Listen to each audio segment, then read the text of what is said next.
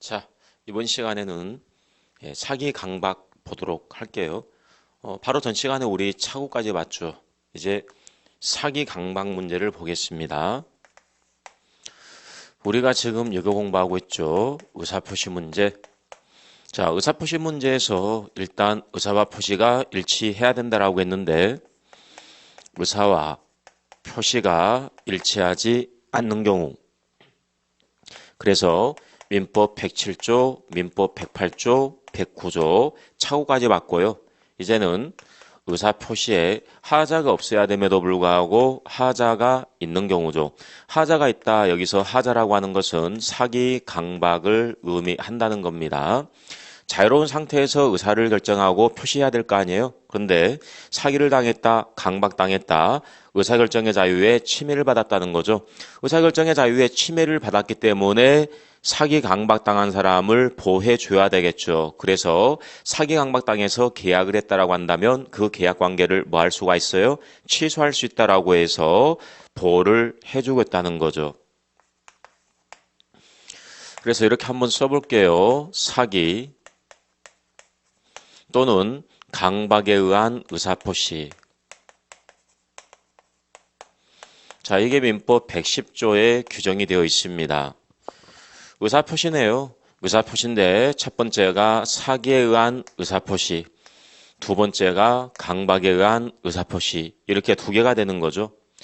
그래서 여기하고 여기는 전혀 별개의 문제인데도 불구하고 같은 법조문에 들어가 있다. 이것은 구조가 거의 비슷하기 때문에 같은 법조문에 들어가 있는 겁니다. 예컨대 이렇게 보시면 되겠네요. 여기 보니까 갑이 집을 하나 가지고 있어요. 둘이 만나 매매계약이 체결됐습니다. 왜 매매계약이 체결됐냐면 을로부터 사기를 당한 거예요. 갑이 속아서 계약을 체결했다는 거죠.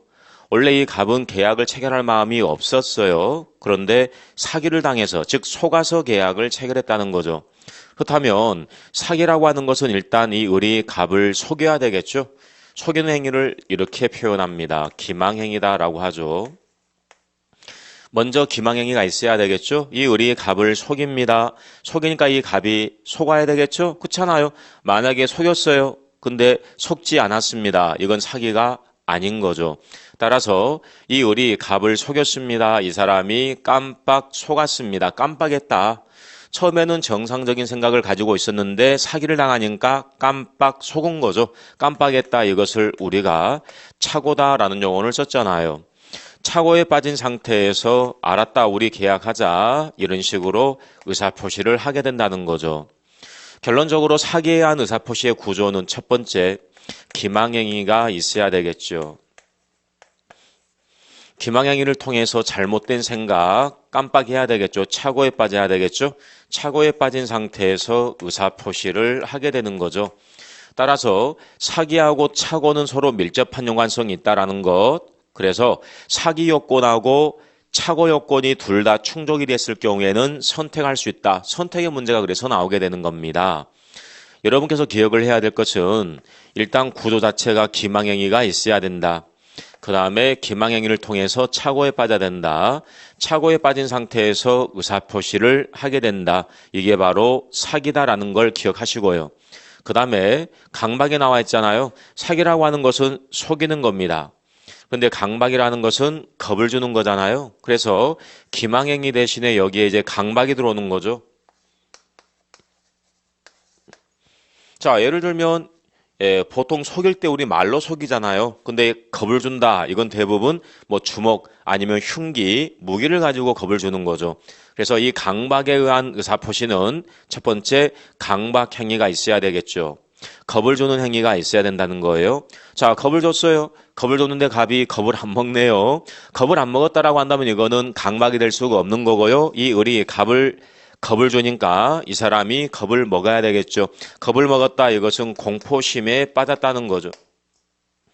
공포심에 빠진 상태에서 의사표시를 했다는 거죠. 이게 바로 강박에 의한 의사표시다라고 보시면 되는 거죠.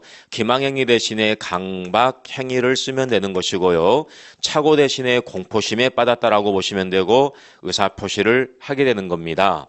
이처럼 사기를 당해서 계약을 체결했다, 강박을 당해서 계약을 체결했다, 자유롭지 못한 상태에서 계약을 체결했다는 거죠. 의사결정의 자유에 침해를 받았잖아요. 그렇다면 일단 상대방 을이 갑을 사기나 강박을 쳤네요. 이 사람을 상대방.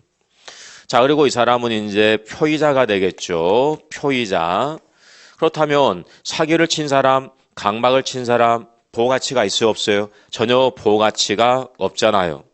하지만 당한 사람, 의사결정의 자유에 침해를 받았으니까 이 사람은 도와줘야 되겠죠? 그래서 착오에 빠진 사람, 공포심에 빠진 사람, 이 사람을 도와줘야 되겠죠.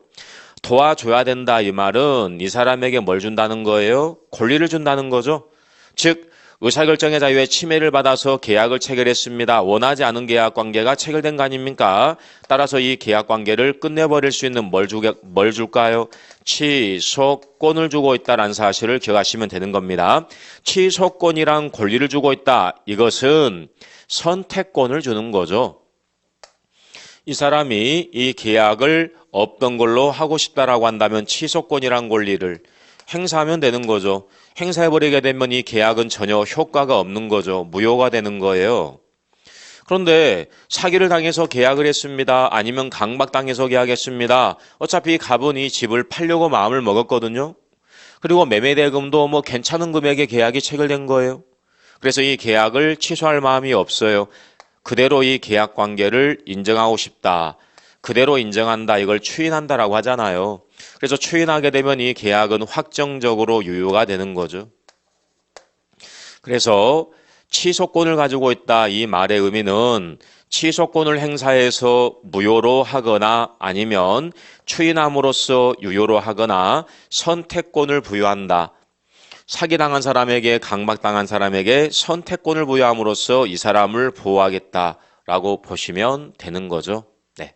지금 제가 설명했던 내용은 상대방이 사기나 강박을 쳤을 때 문제가 되는 겁니다. 그런데 우리 일상생활에서 사기 강박의 모습은요. 상대방이 사기나 강박을 치는 것보다는 제3자가 사기 강박을 치는 경우가 더 많다는 거죠. 예컨대 여기 보니까 건물이 하나 있고 둘이 만나 매매 계약을 체결했네요. 그런데 문제는 제3자가 개입을 했어요. 제3자가 사기 또는 강박을 쳤다는 거죠. 사기 강박을 당해서 의사를 표시하는 거니까 표의자가 되겠죠. 그리고 이 사람을 뭐라고 하면 되겠습니까? 상대방이라고 하면 되겠죠. 표의자와 상대방의 개념은 고정된 게 아니에요. 변화하는 겁니다. 무슨 말이냐면 사기 강박 당한 사람을 표의자라고 하는 거예요. 즉 사기 강박 당해서 의사를 표시했으니까 표의자가 되는 것이고요. 표의자와 거래하는 사람을 상대방이다라고 하는 겁니다. 만약 을이 병으로부터 사기 강박 당했다라고 한다면 이 을이 표의자가 되는 거죠. 네. 그렇다면 시험 지문에 표의자가 사기 강박을 당했기 때문에 이 계약을 언제나 취소할 수가 있다. 이렇게 나왔어요. 맞는 지문이에요? 틀린 지문이에요? 이거는 틀린 지문이잖아요. 왜냐하면 생각 한번 해보세요. 이 사람이 사기 강박한 게 아니잖아요. 제3자가 개입했어요. 자, 그렇다면 제3자가 사기 강박을 했네요. 이 사람 사기 강박 당해서 의사를 표시했으니까 보호할 만한 가치가 있겠죠. 뿐만 아니라 상대방 있잖아요. 상대방도 자기가 직접 사기 강박한 것이 아니기 때문에 이 사람도 보호할 만한 가치가 있죠. 그래서 갑도 보호할 만한 가치가 있고 을도 보호할 만한 가치가 있기 때문에 양자 간의 균형을 맞춰줘야 되겠죠. 그래서 양자 간의 균형을 맞춰줘야 되기 때문에 만약 언제나 취소할 수 있다라고 한다면 상대방이 보호 안 되겠죠. 반대로 언제나 취소할 수 없다라고 한다면 상대방 보호되지만 표의자가 보호 안 되겠죠. 결론적으로 이렇게 하면 되겠죠. 상대방을 보호할 만한 가치가 없을 경우에만 취소할 수가 있다라고 하면 되겠네요. 그렇잖아요. 그렇게 하는 게 공평하잖아요. 그래서 만약 상대방이 갑과 계약을 체결했는데 제3자 병의 사기 강박 사실에 대해서 알았거나 알 수 있었음에도 불구하고 계약을 체결했다라고 한다면 이런 경우에는 이 을을 보호할 만한 가치는 없잖아요. 따라서 이때 안에서만 취소할 수가 있습니다. 주의해야 될 것은 알았거나 또는 알 수 있었을 경우 두 가지가 있어요. 안 경우에만 취소하는 게 아니에요. 알았거나 또는 알 수 있었을 경우에 취소할 수가 있다. 이게 바로 제3자에 의한